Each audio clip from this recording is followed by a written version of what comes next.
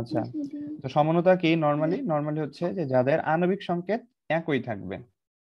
যাদের আণবিক সংকেত সেম থাকবে, তাহলে এখানে আমরা দুইটা জিনিস কি করতে পারি, যে আণবিক সংকেত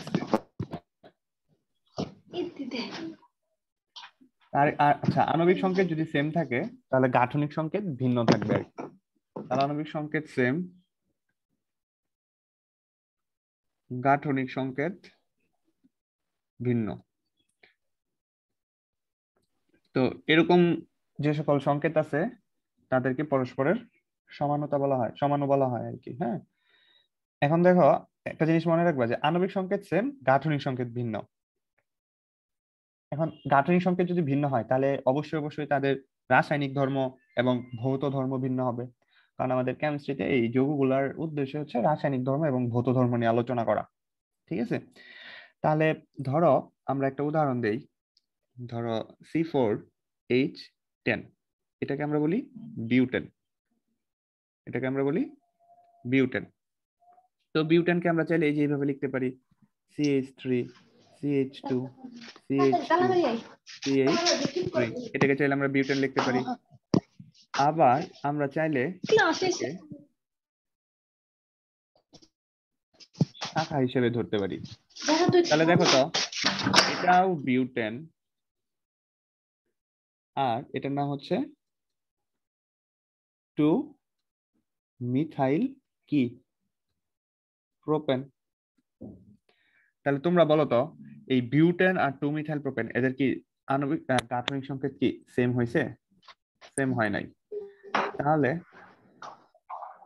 এটার ভৌত ধর্ম আর এটার ভৌত ধর্ম কিন্তু পরস্পর কি আলাদা, কিন্তু তাদের দেখো তাদের আণবিক সংকেতটা কিন্তু সেম।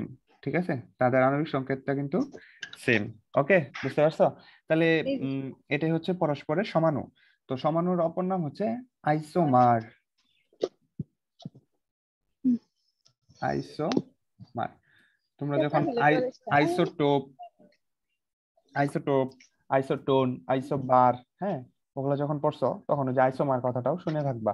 তা আইসোমার হচ্ছে এই যে যাদের আণবিক সংকেত সেম, গাঠনিক সংকেত ভিন্ন, তাদেরকে পরস্পরের আইসোমার বলা হয়। ক্লিয়ার বিষয়টা?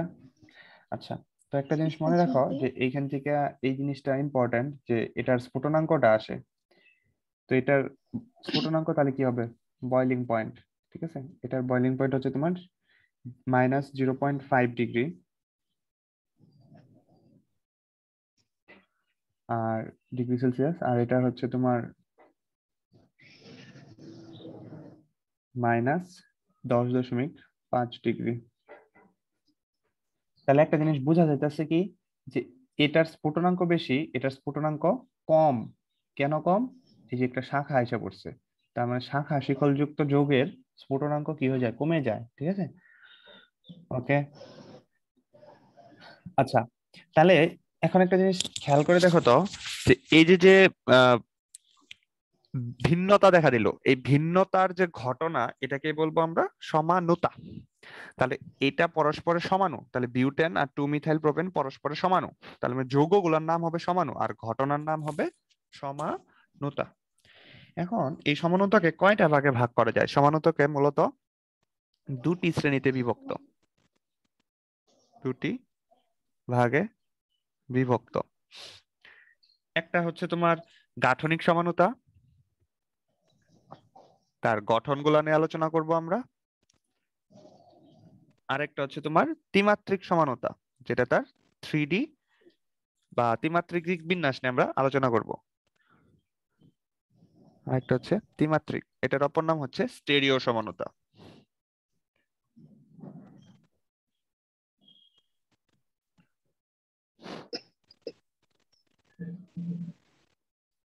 স্টেরিও সমানুতা। ক্লিয়ার? তাহলে গত ক্লাসে আমরা গাঠনিক সমানুতা নিয়ে পড়াশোনা করতেছিলাম। গাঠনিক সমানুতা মূলত 5টি। ঠিক আছে, আবার ত্রিমাত্রিক বা স্টিরিও সমানুতাকে এটাকে আবার দুই ভাগে ভাগ করা যায়, জ্যামিতিক বা সিস্ট্রান্স সমানুতা এবং আলোক সমানুতা। তাহলে এই ত্রিমাত্রিক সমানুতাকে আবার দুটি ভাগে বিভক্ত। ঠিক আছে, আচ্ছা, তো আমাদের গাঠনিক সমানুতা নিয়ে একটু কথাবার্তা বলি। তো গাঠনিক সমানুতা, তো গাঠনিক সমানতা। সমান আচ্ছা, তাহলে গাঠনিক সমানতা কয়টা? 5টা। সেই 5টা কি কি? একটা হচ্ছে তোমার শিকল সমানতা, একটা হচ্ছে শিকল বা কেন্দ্রীয় সমানতা। এখন দেখো শিকল সমানতা আমরা লিখবো, লিখার পাশাপাশি উদাহরণ দিয়ে দিয়ে যাবো, কিন্তু এর আগে এটা আমরা পড়ছি। শিকল সমানতা কিছুই না, জাস্ট তোমার শিকলের ভিন্নতা হবে, শিকলের ভিন্নতা হবে। যেমন ওই যে উপরে লিখে রাখছি C4H10, ঠিক আছে? তাহলে দেখো এখানে কার্বন আছে কয়টা? 4টা। তাহলে কার্বন যদি 4টা হয়, যে আমরা 4টা, যে আমি এখন জাস্ট কার্বন দিয়ে বোঝাচ্ছি, হাইড্রোজেন আর দিচ্ছি না। তাহলে এই দেখো এই কার্বনটাকে আমরা চাইলে কিভাবে লিখতে পারি? এই যে 3টা কার্বন এখানে দিয়ে একটা কার্বন এখানে দিতে পারি, তাহলে এই যে আমাদের 4টা হয়ে গেল। তাহলে এটাকে আমরা কি বলতে পারি? শিকল সমানতা। তো শিকল সমানতা বুঝবা কিভাবে? এই যে দেখো শিকল অবস্থান চেঞ্জ হয়ে যাবে, মানে শিকলটা ছোট বড় হবে আর কি। যেমন দেখো এখানে ছিল 4টা, আর এখানে দেখো 3টা শিকল, আরেকটা শাখা শিকল, আরেকটা শাখা শিকল হয়ে গেছে। বুঝতে পারছো? তাহলে এটা গেল আমাদের শিকল সমানতা আর কি। ওকে, আচ্ছা, এরপরে কি আছে? এরপরে আছে তোমার কার্যকরীমূলক সমানতা।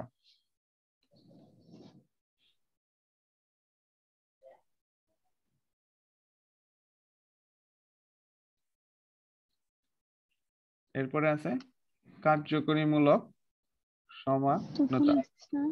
এখন আমরা আগে থেকেই জানি যে কার্যকরীমূলক জিনিসটা কি। কার্যকরীমূলক হচ্ছে যেটা দেখে আমরা যৌগ কোন সমগোত্রীয় শ্রেণীর, এটা আমরা সিদ্ধান্ত দিই, ঠিক আছে? যেমন কার্যকরীমূলক যদি থাকে OH, তাহলে তোমরা কি বলো এটাকে? এটাকে বলো অ্যালকোহল, ঠিক আছে? তোমরা যদি CHO থাকে, এটাকে তাহলে কি বলবা? অ্যালডিহাইড। তারপরে যদি CO থাকে, তাহলে এটাকে বলবা কি? কিটোন, ঠিক আছে? এরকম আর কি। বা শুধু যদি অক্সিজেন থাকে, তাহলে এটাকে আমরা কি বলতেছি? ইথার, ঠিক আছে? এরকম আর কি। তাহলে এখন দেখো যে কার্যকরীমূলক সমানতা জিনিসটা তাহলে কিভাবে হয়। তাহলে সংকেত দেখতে একই রকম থাকবে, কিন্তু কার্যকরীমূলক কি থাকবে? ভিন্ন ভিন্ন থাকবে। তার মানে আণবিক সংকেত একই থাকবে, কিন্তু যৌগগুলার কার্যকরীমূলক কি থাকবে? ভিন্ন ভিন্ন থাকবে। যেমন আমরা সবচেয়ে কমন উদাহরণটা এটা নিই, C2H6O, ঠিক আছে? আচ্ছা, এগুলার আমাদের একটা কিছু কমন স্ট্রাকচার আছে। যেমন আমরা কিছু কমন স্ট্রাকচার থাকলেই আমরা বুঝে যাব যে এটা কি আমাদের অ্যালকোহল না এটা আমাদের ইথার। তো এরকম একটা কমন স্ট্রাকচারের মধ্যে এটা হচ্ছে একটা কমন স্ট্রাকচার। যেমন এটার কমন স্ট্রাকচার হচ্ছে এরকম যে CnH2n+2, এটাকে বলা হয় অ্যালকেন। অ্যালকেনের সাথে যদি অক্সিজেন যুক্ত থাকে, তখন এটা থেকে কি কি হয়? এটা থেকে হয় মূলত অ্যালকোহল হয়, এটা থেকে অ্যালকোহল হয়, আর কি হয়? এটা থেকে ইথার হয়, ঠিক আছে? অ্যালকোহল হয় আর ইথার হয়। যেহেতু এই যে এটা হচ্ছে অ্যালকেনের সাথে অক্সিজেন আছে, তাহলে এখান থেকে আমরা চাইলে একটা অ্যালকোহল বানাতে পারি। তাহলে CH3CH2OH, এটাকে বলতেছি আমরা, এটার নাম কি বলো? এটার নাম হচ্ছে ইথানল। আর এটার নাম হয়ে যাবে কি? ডাইমিথাইল ইথার, ঠিক আছে?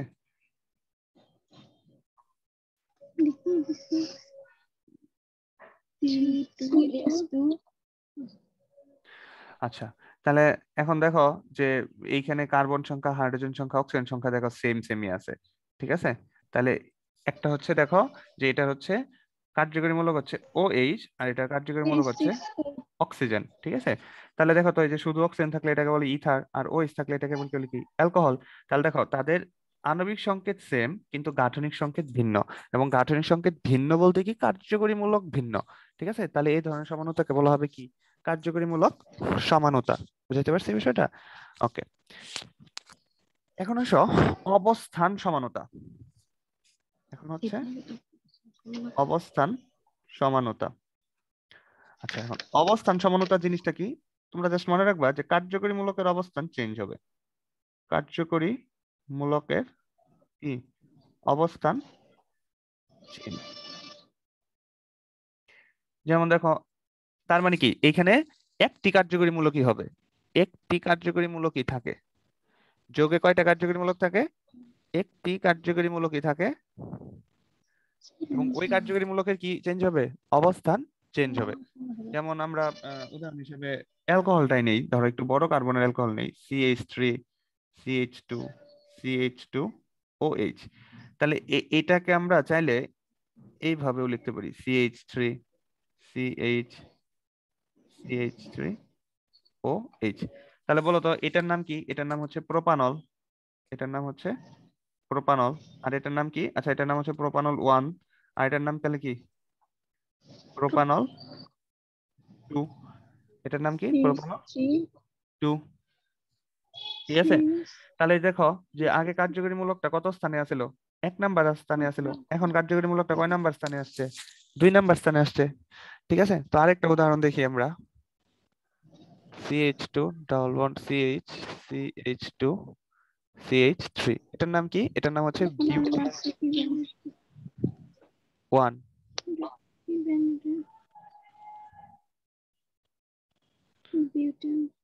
এটার নাম হচ্ছে বিউটেন 1।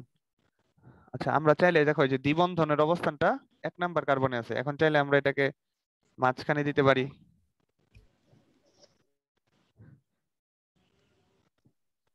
মাঝখানে দিতে পারি, তাহলে কি হবে? CH double bond CH CH3। তাহলে তোমরাই বলো যে এটা তাহলে কত হবে? এটা বিউটিন 2 হয়ে যাবে। তাহলে এই যে দেখো বিউটিন 1 এবং বিউটিন 2, তাহলে এরা পরস্পরের কি? পরস্পর হচ্ছে অবস্থান সমানুতা। তো এই পর্যন্ত আমাদের গত ক্লাসের পড়ালেখাগুলো ছিল আর কি। তাহলে আবারও বলতেছি যে আমাদের সমানুতা হচ্ছে 2 প্রকার।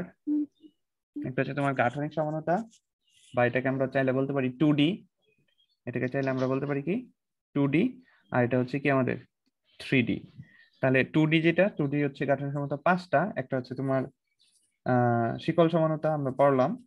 তো শিকল সমানুতার মূল থিমটা কি? যে শিকল সমানুতাতে হচ্ছে যে শিকলের ভিন্নতা দেখা যাবে। যে ধরো একটা যদি মেইন শিকল থাকে, তাহলে ওটাকে ভাঙ্গা টুকরা টুকরা করে আমরা কতগুলো শাখা শিকল বানাইতে পারি। ঠিক আছে? আচ্ছা, তারপরে আমরা পড়লাম কি? কার্যকরীমূলক সমানুতা। তো কার্যকরীমূলক সমানুতা মূলত কি থাকবে? কার্যকরীমূলকের ভিন্নতা থাকবে। যেমন এখানে অ্যালকোহল পাইলাম, আর কি পাইলাম? ইথার পাইলাম। ঠিক আছে, তাহলে এরকম কার্যকরীমূলক সমানুতা দেখবো আমরা। তারপরে যেমন এই যে তোমাদের আরেকটা দেখায় কার্যকরীমূলক সমানুতা, যেমন আরেকটা দেখতে পারো।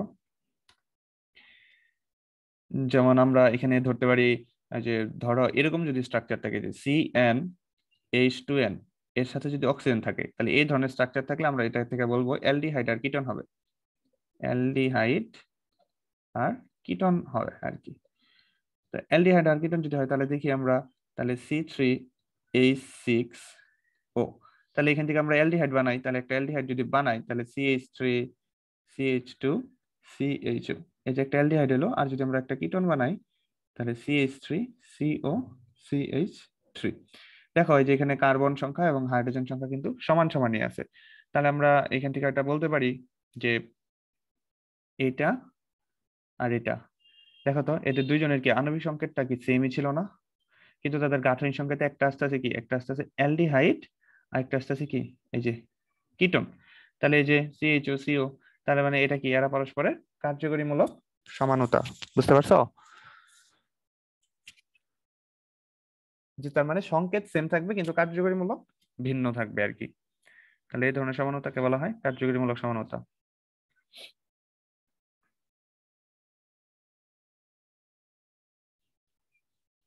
ওকে, এরপরে সর্বশেষ কি দেখলাম আমরা? অবস্থান সমানুতা। তাহলে অবস্থান সমানুতা কি মূলত? অবস্থান সমানুতা হচ্ছে যে কার্যকরীমূলক এখন ভিন্ন থাকবে না, কার্যকরীমূলক ওই একটাই থাকবে, কিন্তু ওটা বিভিন্ন কার্বনে যায় অবস্থান করবে। যেমন 1 নং কার্বন হতে পারে, সেটা 2 নং কার্বন হতে পারে, বা 3 নং কার্বনও হতে পারে। যেমন এখানে আমরা প্রোপানল আর ওই বিউটেনের উদাহরণটা খেয়াল করছি। এখন আমরা 4 নাম্বার, মানে 3টা কিন্তু শেষ হইলো আমাদের। এই যে যে 5টা যে গাঠনিক সমানুতা বলছি, এর মধ্যে 3টা শেষ হলো, শিকল, কার্যকরী এবং কি অবস্থান। এখন এইটা সবচেয়ে ইম্পর্টেন্ট, টোটোমারিজম। টোটোমারিজম।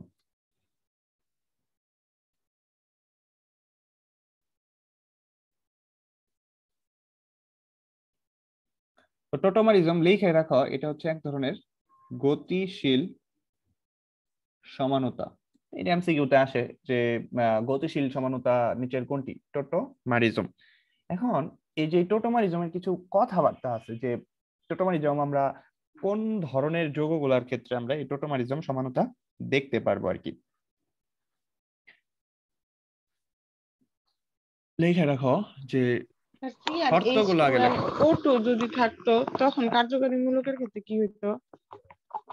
ওটা থেকে তোমার অ্যাসিড পাইতে আর কি। এটা আমরা দেখবো আস্তে আস্তে। যেমন ডাবল অক্সিজেন যদি থাকে, তাহলে সেখান থেকে আমরা অ্যাসিড যে যৌগগুলো আছে, যেমন যাদের কার্যকরী মূলকের ভিতরে ডাবল ও আছে, যেমন RC double O H, acid পাইতা, স্টার পাইতা, ঠিক আছে, এই ধরনের যৌগগুলো আমরা পাইতাম। তোমাদের যাদের কাছে ওই যে কবির স্যারের বই আছে, দেখবা কবির স্যারের বইতে একটা বক্স আছে এরকম একটা, যে কেমন সংকেত থাকলে কি কি সমানতা ঘটে আর কি, কি কি সমগোত্র শ্রেণী পাওয়া যায়। এটা যাদের কবির স্যারের বই আছে তারা 216 পেজে দেখতে পারো আর কি। 216 পেজ লিখে নাও আপাতত খাতায়, যে কবির স্যারের বই 216 পেজে দেখবে একটা বক্স আছে। ওইখানে দেখো একটা সাধারণ স্ট্রাকচার দেওয়া আছে। ওই সাধারণ স্ট্রাকচারের সমানতা সমগোত্র শ্রেণী কি কি হয় এগুলা লেখা আছে। আচ্ছা, এখন দেখো টোটোমারিজম। তো লেখো, প্রথমে লেখো টোটোমারিজমের শর্ত কি কি থাকলে আমরা টোটোমারিজম প্রদর্শন করব।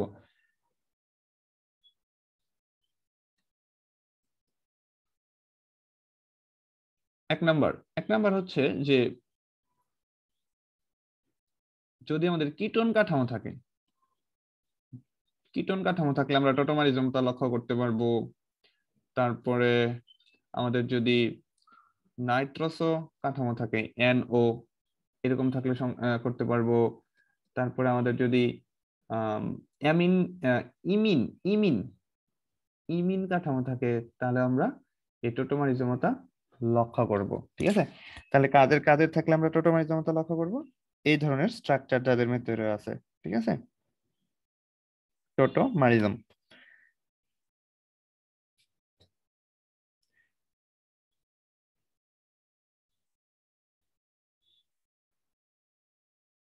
আচ্ছা, এখন এখান থেকে আমাদের ইম্পর্টেন্ট যেগুলা, আমাদের ইন্টারমিডিয়েটের জন্য ইম্পর্টেন্ট যেগুলো, সেগুলো একটু লিখে রাখি। যে একটা হচ্ছে তোমার এই যে কিটোইনল কাঠামো, এটা আমরা পড়াশোনা করব। কিটো ইনঅল কাঠামো। আরেকটা পড়াশোনা করব হচ্ছে কিটো এস্টার কাঠামো। কিটো এস্টার। আচ্ছা, এই দুইটা নিয়ে আমরা পড়াশোনা করব, যে এদের মধ্যে টোটোমারিজমতা লক্ষ্য করা যায়। ঠিক আছে। আচ্ছা, তাহলে শর্ত কি? 1 নাম্বার শর্ত হচ্ছে এই যে দেখো কিটোন গ্রুপ থাকবে, তা নাইট্রোসো গ্রুপ থাকবে, বা আমাদের ইমিন গ্রুপ থাকবে। ঠিক আছে, এই ধরনের যদি থাকে তাহলে সেই ক্ষেত্রে আমরা কি পাবো? টোটোমারিজমতা লক্ষ্য করবো। আচ্ছা, 2 নাম্বার কথাটা হচ্ছে যে কার্যকরী যে মূলকটা আছে না, এই কার্যকরী মূলক মানে মোট কথা হচ্ছে আলফা হাইড্রোজেন থাকতে হবে যৌগে। যৌগে আলফা হাইড্রোজেন থাকবে। ঠিক আছে, এখন আলফা হাইড্রোজেন কিভাবে থাকে মনে রাখবা। আলফা কার্বনের সাথে যুক্ত হাইড্রোজেনকে আলফা হাইড্রোজেন বলে। তার মানে আগে আমাদের আলফা কার্বন চিহ্নিত করতে হবে। এখন আলফা কার্বনটা কি? আবার আলফা কার্বনটা কি? আলফা কার্বন হচ্ছে কার্যকরী মূলকটি সরাসরি, কার্যকরী মূলকটি সরাসরি যে কার্বনের সাথে যুক্ত, কার্যকরী মূলকটি সরাসরি যে কার্বনের সাথে যুক্ত তাকেই কি কার্বন বলে? আলফা কার্বন বলে। তাহলে আবারও বলতেছি যে 2 নাম্বার শর্তটা কিন্তু মারাত্মক, যে যৌগে কি থাকতে হবে? আলফা হাইড্রোজেন থাকতে হবে। এখন আলফা হাইড্রোজেন কিভাবে থাকবে? যাদের আলফা কার্বনের সাথে আলফা কার্বন যদি থাকে তাহলে সেখানে আলফা হাইড্রোজেন থাকবে। এখন আলফা কার্বন আবার কি? আলফা কার্বন হচ্ছে এই যে কার্যকরী মূলকটা যে আছে, এই কার্যকরী মূলকটা সরাসরি যে কার্বনের সাথে যুক্ত সেটাকে বলা হয় আলফা কার্বন। যেমন আমরা যদি অ্যালডিহাইডের দিকে একটু লক্ষ্য করি, তাহলে বলতো এখানে কার্যকরী মূলক হচ্ছে কি? অ্যালডিহাইডের CHO। এই কার্যকরী মূলকের সাথে সরাসরি যে কার্বনটা যুক্ত আছে এটাকে তাহলে কি বলতে পারি আমরা? Alpha carbon. এখন দেখো তো এই কার্বনের মধ্যে কি হাইড্রোজেন আছে না? এই যে হাইড্রোজেন গুলাকে আছে না, তাহলে এটাকে বলা হবে কি? Alpha hydrogen. তারপরে আমরা যদি কিটোনের দিকে লক্ষ্য করি, কিটোন, তাহলে বলতো এটা কি আমাদের কার্যকরী মূলক? কার্যকরী মূলকের সাথে এই যে দেখো দুই পাশে কি আছে? আলফা কার্বন আছে, দুই পাশে কিন্তু আমাদের আলফা কার্বন আছে, তার মানে অবশ্যই অবশ্যই এখানে কি আছে, আলফা হাইড্রোজেন আছে, এইখানে আমাদের আলফা হাইড্রোজেন আছে। বুঝতে পারছো? বুঝছো তোমরা আলফা হাইড্রোজেন? জি স্যার। তাহলে বলো জি তো স্যার। এই যৌগে আলফা হাইড্রোজেন আছে কিনা? না স্যার। বাকিরা? স্যার এখানে আলফা তো হাইড্রোজেন, কার্বন নেই। হ্যাঁ, যে এইখানে তো কার্বনই নাই, তাহলে আলফা হাইড্রোজেন স্যার, থাকবে কেমনে? তার মানে যে দেখো কার্যকরী মূলক ঠিকই আছে, কিন্তু কার্যকরী মূলকের সাথে তো কোনো কার্বনই যুক্ত নাই, তাহলে আমরা কার্বন হাইড্রোজেন নেই। থাকলেও কিন্তু ওটাকে আলফা হাইড্রোজেন বলবো না, আগে কার্বন তারপরে হাইড্রোজেন। ঠিক আছে? আচ্ছা, এই পর্যন্ত যদি বুঝে থাকো তাহলে আমরা চলো আমাদের টোটোমারিজম লক্ষ্য করি। আমাদের আর টাইম বেশিক্ষণ নাই, আমাদের ক্লাসটা শেষ হয়ে যাবে। আচ্ছা, তো দেখো যে আমরা কি বললাম, আমরা এই যে এই দুইটা নিয়ে একটু পড়াশোনা করি আগে। প্রথমে যে কিটো ইনল, কিটো ইনল।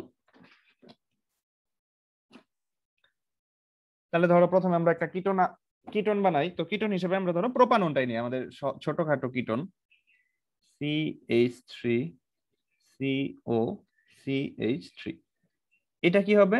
এটা গতিশীল। আচ্ছা, গতিশীল সামান্যতাকে এটাকে অবশ্য সাম্যাবস্থা বলা চলবে আর কি, সাম্যাবস্থা অর্জিত হবে আর কি, এর জন্য আমরা উভমুখী চিহ্নটা দিলাম। তো কিভাবে কি ঘটে দেখো, তো CH3 CH2 হয় কি, যে এই যে এইখানে যে দ্বিবন্ধনটা লক্ষ্য করতেছো না তোমরা, এই যে এইখানে দ্বিবন্ধন, এই দ্বিবন্ধনের যে কার্বন আছে, এই যে দুইটা কার্বন আছে, ইলেকট্রন আছে, এই দ্বিবন্ধনের ইলেকট্রনটা এই অক্সিজেন তার নিজের দিকে টেনে নেয়। এখন অক্সিজেন যদি তার নিজের দিকে টেনে নেয়, তাহলে অক্সিজেনটা নরমালি কি হয়ে যায়, অক্সিজেনটা নরমালি নেগেটিভ চার্জ হয়ে যায়। আচ্ছা, এটা আমি নিচে দেখাই। ধরো সি ডাবল বন্ড ও CH3, তাহলে ধরো এই যে শেয়ারকৃত ইলেকট্রনটা সে নিজের দিকে টেনে নিল। কেন টেনে নিল? কারণ তার তড়িৎ ঋণাত্মকতা বেশি, কারণ তার তড়িৎ ঋণাত্মকতা বেশি। এখন যদি সে টেনে নেয় নিজের দিকে, তাহলে বলতো সে কি হয়ে যাবে, সে নেগেটিভ চার্জ হয়ে যাবে। যেহেতু ইলেকট্রনটা তার নিজের দিকে টেনে নিছে, তাহলে সে কি হয়ে যাবে, এরকম নেগেটিভ হয়ে যাবে। এখন ও যদি নেগেটিভ হয়, তখন কার্বনটা কি হয়ে যাবে, পজিটিভ হয়ে যাবে। কিন্তু কার্বনটা পজিটিভ যখন হবে, তখন ও কি করবে, তখন এই যে পাশের কার্বন থেকে ও ইলেকট্রনটা ওর দিকে টানে নেওয়ার চেষ্টা করবে। এখন পাশের কার্বন থেকে যদি টানে নেওয়ার চেষ্টা করে, তাহলে তো আমাদের বন্ড ভেঙে যাওয়ার বন্ড ভেঙে যাইতেছে। তখন কি করবে, এই কার্বনটা এই যে এখানে যে তিনটা হাইড্রোজেন আছে, আমরা তিনটা হাইড্রোজেনকে একটু আহ খোলাখুলি ভাবে যদি দেখাইতাম, তাহলে কি রকম হইতো, যে এই যে এরকম, এরকম, আরেকটা হচ্ছে এরকম। তখন কি করতো, ও তখন এই কার্বন বা এই হাইড্রোজেন বা এই হাইড্রোজেন বা এই হাইড্রোজেন, যে কোনো একটা হাইড্রোজেনের কাছ থেকে তখন সেই ইলেকট্রন টেনে নিয়ে আসবে। তখন ইলেকট্রন যদি টেনে নিয়ে আসে, তাহলে কোথায় ইলেকট্রনটা যাবে, এই যে এইখানে চলে যাবে না ইলেকট্রনটা, বুঝছো নাই? তখন একটা হাইড্রোজেনকে থেকে যদি আমি ইলেকট্রন টেনে নিয়ে আসি, তাহলে ওই হাইড্রোজেনটা তখন কি হয়ে যাবে, ওই হাইড্রোজেনটা তখন H+ হয়ে বের হয়ে যাবে। আর ওই H+টা তখন এই অক্সিজেনের সাথে যুক্ত হয়ে কি হবে, এই যে এরকম গঠন করবে। বুঝতে পারছো? দেখো, এটা হচ্ছে কিটোন আর এটা হচ্ছে ইনঅল। এটা দেখো, এই যে অ্যালকিনের ইন আছে আর অ্যালকোহলের অল আছে, এটাকে বলা হয় ইনঅল, আর এটাকে বলা হয় কিটো কাঠামো। বুঝতে পারছো কিনা দেখো।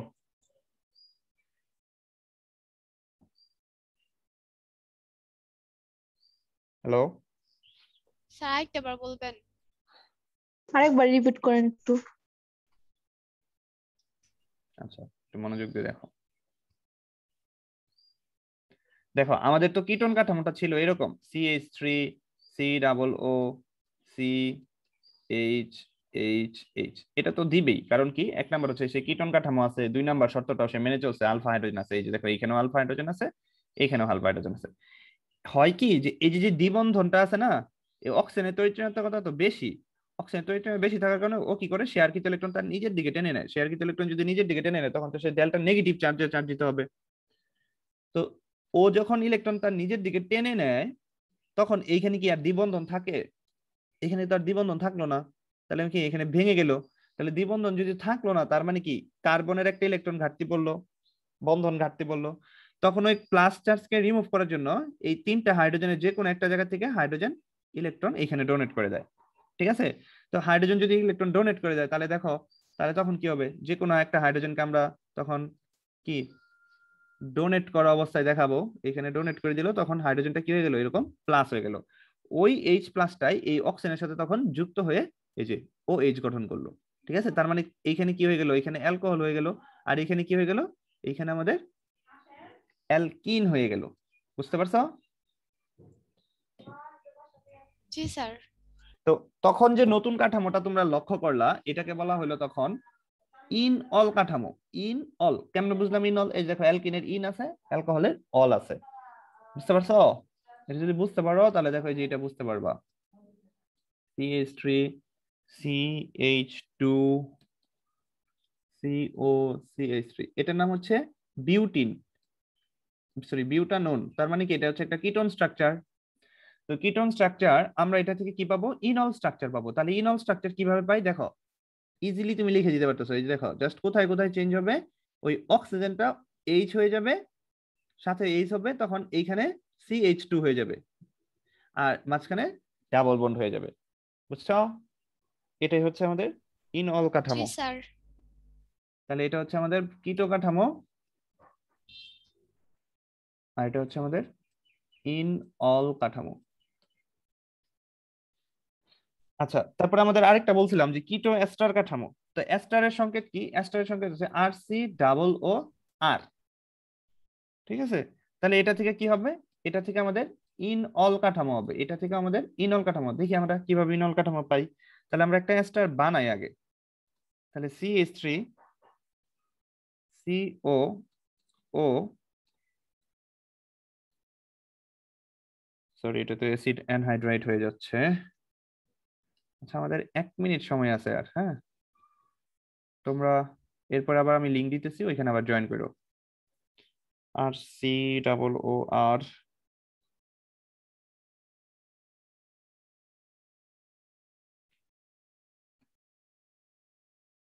আচ্ছা, তাহলে দেখো এটা হচ্ছে একটা কি আমাদের এস্টার। ঠিক আছে, তাহলে আমরা এস্টার এস্টার কাঠামো যে দেখলা, এই এস্টারের মধ্যে কি দেখো তো কিটোন কাঠামো আছে না? জি কিটোন স্যার। কাঠামো আছে না? তাহলে আমরা কি পাবো, কিটো এস্টার সমাণু পাবো। এটাকে বলা হয় কিটো এস্টার। তো কিটো এস্টার থেকে আমরা কোথায় যাব, এখানে একটু লিখে নাও। কিটো এস্টার থেকে ইনল আর কি, এখানে লিখি নাই। কিটো এস্টার থেকে ইন অল, কিটো এস্টার থেকে ইনঅল। আচ্ছা, তাহলে দেখো এই যে এস্টার, এস্টার থেকে আমরা কোথায় যাব, এস্টার থেকে আমাদের ইনঅল কাঠামোতে যাব। তাহলে কোথায় চেঞ্জ হবে, এই দেখো এই পাশে কিন্তু আলফা হাইড্রোজেন নাই, তাহলে মানে আলফা হাইড্রোজেন আছে এখন এই পাশে,